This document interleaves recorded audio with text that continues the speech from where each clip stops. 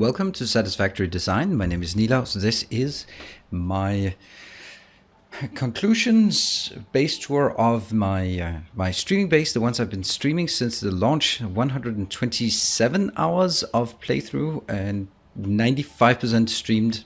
So if you want to see more, that's where. So this is going to be the end of it. This is what we're looking at right now is back to the normal base. We are not going to deal with that at all. We are simply going to just hit a ride on the belt and go towards the new location. I started this base in the northern forest, and I have now expanded upwards into the desert, the very cool desert at the very northeasternmost part of the map. It is not entirely finished, this area, but it's a lovely area nonetheless. You can see here some of the terrain is not quite fully made, but it is brilliant. Now, before we dive in, there's a few things I should say about this build, which gives us a perfect opportunity to go up here and just take a look. Right, so I have some design principles when it comes to my base, and some of those are: I will always build on platforms. All platforms without exception are hooked up to my main platform. So no matter where I go, you can see here these branches out. Everything is what we can call grid aligned to the original. It is adjusted towards the cardinal directions, so that makes it easier, and I will make no exceptions. What I'm doing is I'm also making all of the turns, if at all possible, 90-degree turns, because it looks so much better. I am designing, when I'm designing factories, I'm designing the modular, so I build one thing and then I multiply it up to the size I want it. I am focusing on underclocking rather than overclocking. And then let's look at this base. So the reason why I'm building in this location is because there are 3 Caterium mines here, producing an absolute maximum total of 900 Caterium ore per minute. Over at that side, we'll get to that, there is 10 normal oil deposits, which can give a absolute maximum total of 3000 oil per minute. Granted those 2 constraints, I did some math. Yay, there's a lot of math involved in this, but we'll spare you the details of it in this walkthrough. That I started calculating with different types of recipes, and what I found was that I could get 17.3 supercomputers by using a special combination of alternate and normal recipes. And what I'm doing is the constraint is, as we see here, this is where the first thing we're going to look at. You can see here, this is my my Quickwire factory, or as it is affectionately called, apparently, Quickwire. There, Quickwire. So we have our Quickwire. It takes 1 Caterium, 2 copper. I build a module. How much is it producing? It's producing 90 per minute. So by having 5 of these in a row, you can see they're all lighting up green because they are producing. It's lovely. And they are producing 450 each row. And I have 6 rows of this. So I'm producing over here, you can see. I'm putting into boxes just to have some temporary storage. I wanted to see that they work. It looks like that one is going the wrong way. It isn't. It's just an optical illusion. So this is where we have the rivers of Quickwire, 2,700 Quickwire per minute. Lovely, isn't it? I will not follow that. We are going to look at raw materials first. This is where we get to the raw materials.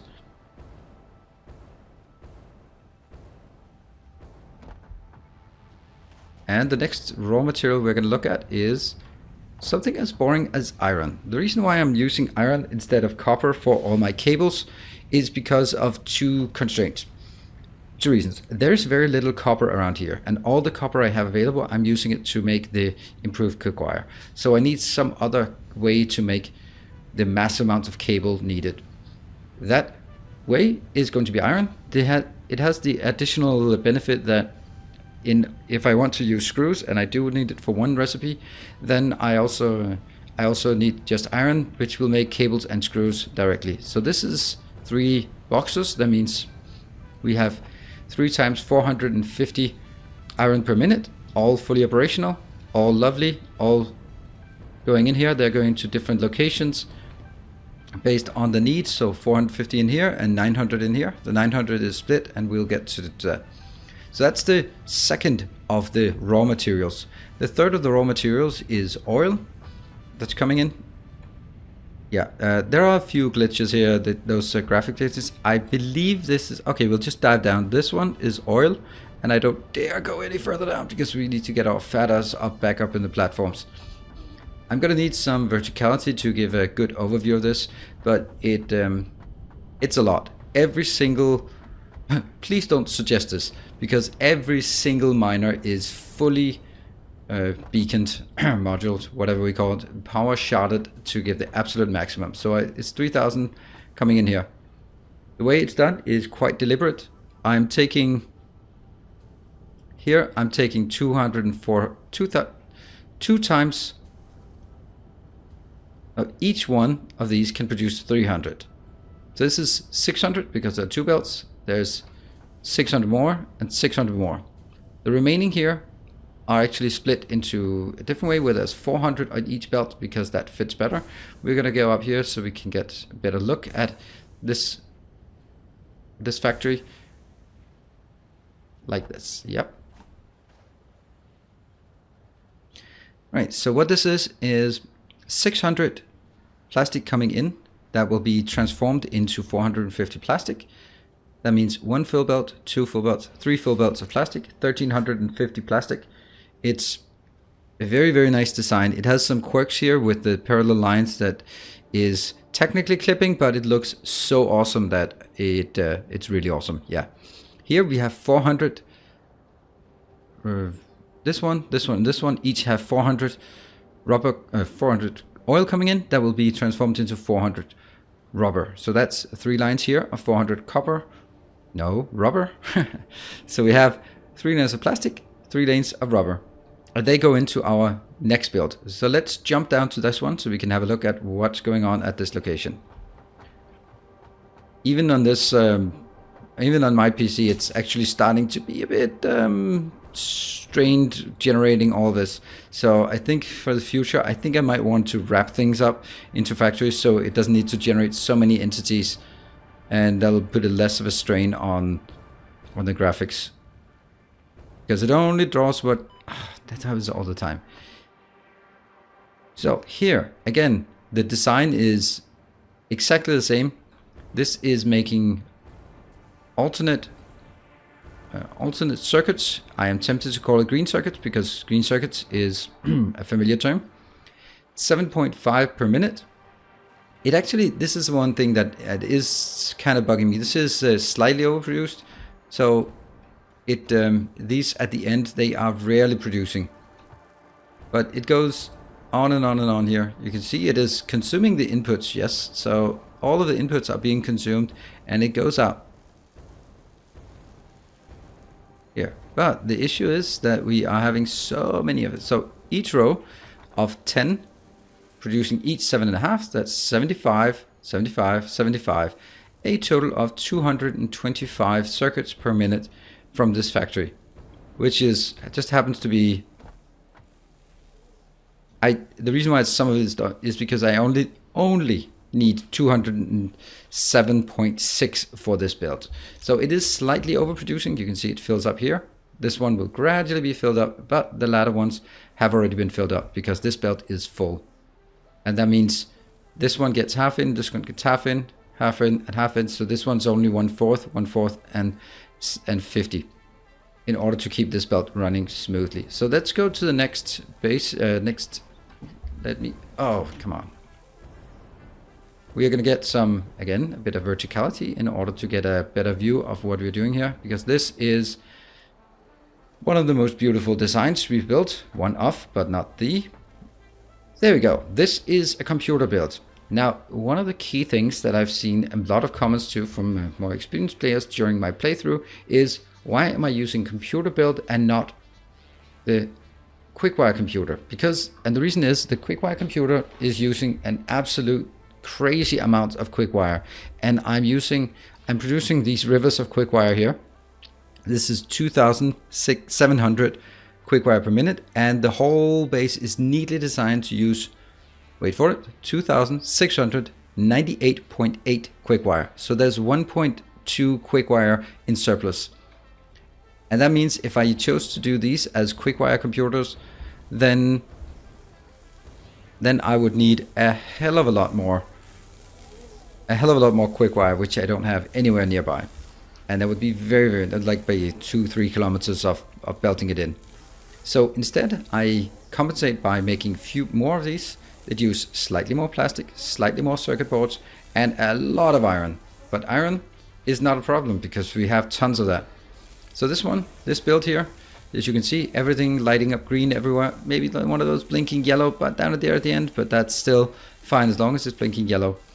This is producing 34.6 computers, which is exactly what we need because it will give us, it'll give us 2 computers for one of the supercomputers, which is the recipe. So you now can see 3 lines of plastic.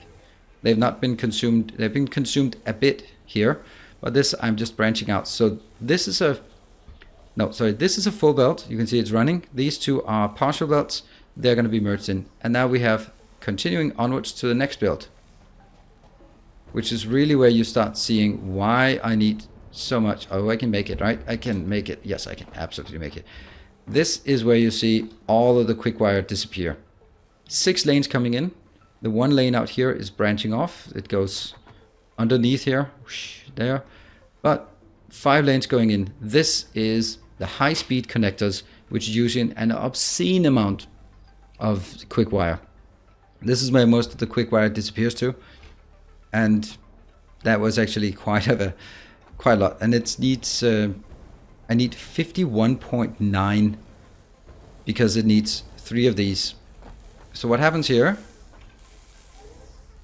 you see this one is slightly overscaled. The reason I'm overscaling it is because I want to make sure that 4 of these machines can consume a full, I was about to call it yellow belt because it's yellow, but it is actually only a half a yellow belt if in factorial terms.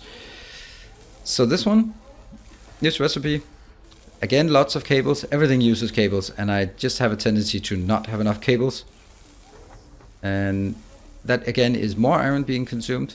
What happens here is that at the end, this takes 5 lanes of Quickwire in, but it does not quite use the middle lane, all of it. So the middle lane, the residuals from the middle lane is brought out back here and put into the next factory.